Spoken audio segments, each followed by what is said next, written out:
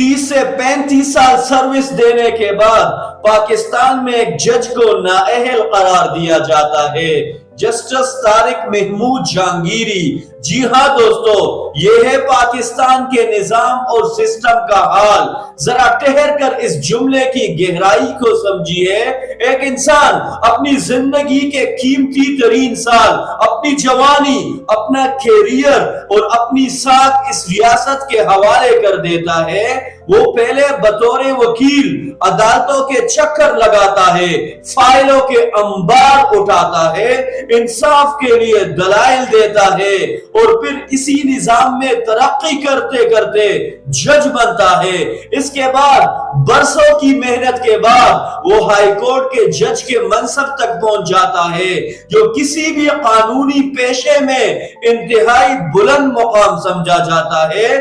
تقریباً 35 سے 40 سال وہ جوڈیشل سسٹم کا حصہ رہتا ہے، فیصلے کرتا ہے، لوگوں کے مقدمات سنتا ہے اور ریاستی نظام کو چلانے میں اپنا کردار ادا کرتا ہے۔ لیکن جب وہ ریٹائرمنٹ کے قریب پہنچتا ہے، تب اچانک ایک خبر سامنے آتی ہے کہ اس کی ڈگری جعلی ہے اور اسے ڈی نوٹیفائی کر دیا جاتا ہے۔ سوال یہ ہے دوستو کہ اتنی دیر کیوں لگی؟ یہ صورتحال ہمارے سسٹم، ہماری ٹرانسپیرنسی اور ہمارے ادارہ جاتی نظام پر ایک گہرا سوال کھڑا کرتی ہے۔ اب یہاں اصل سوال یہ پیدا ہوتا ہے کہ قصور صرف ایک فرد کا ہے یا پورے سسٹم کا؟ اگر کسی شخص کی ڈگری واقعی مشکوک تھی تو کیا یہ ذمہ داری صرف اسی کی بنتی ہے یا پھر اس نظام کی بھی بنتی ہے جس نے اسے دہائیوں تک قبول کیے رکھا؟ کیا ہمارے پاس ویریفیکیشن پروسیس موجود نہیں تھا؟ کیا بیک گراؤنڈ چیک اپ صرف کاغذی کارروائی تک محدود تھا؟ کیا ہمارے ادارے اتنے غیر سنجیدہ ہیں کہ ایک شخص 30 سے 35 سال تک ریاستی نظام کا حصہ رہے اور کسی کو خبر ہی نہ ہو؟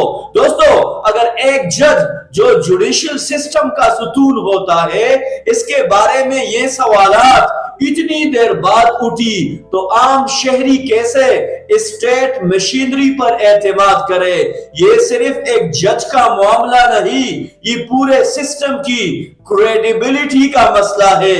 اگر احتساب وقت پر نہ ہو، اگر جانچ پڑتال پر وقت نہ ہو، تو پھر انصاف اور قانون کی بالادستی کے دعوے کھوکھلے محسوس ہونے لگتے ہیں۔ دوستو، ایک اور سوال یہ بھی ہے کہ کیا واقعی یہ صرف جعلی ڈگری کا کیس ہے یا پھر اس کے پیچھے کوئی اور کہانی بھی ہے؟ آج کے حالات میں یہ تاثر عام ہو چکا ہے کہ ماضی میں جن لوگوں نے کسی بھی سٹیج پر عمران خان کو کوئی ریلیف، فیور یا بینیفٹ دیا، چاہے وہ جان بوجھ کر ہو یا انجانے میں، آج وہ سب ایک خاص دائرے میں آ چکے ہیں۔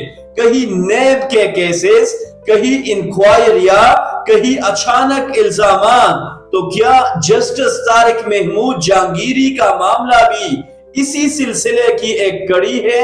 کیا یہ واقعی سادہ سا جعلی ڈگری کا کیس ہے یا پھر یہ سیلیکٹیو اکاؤنٹیبلٹی کی ایک مثال ہے؟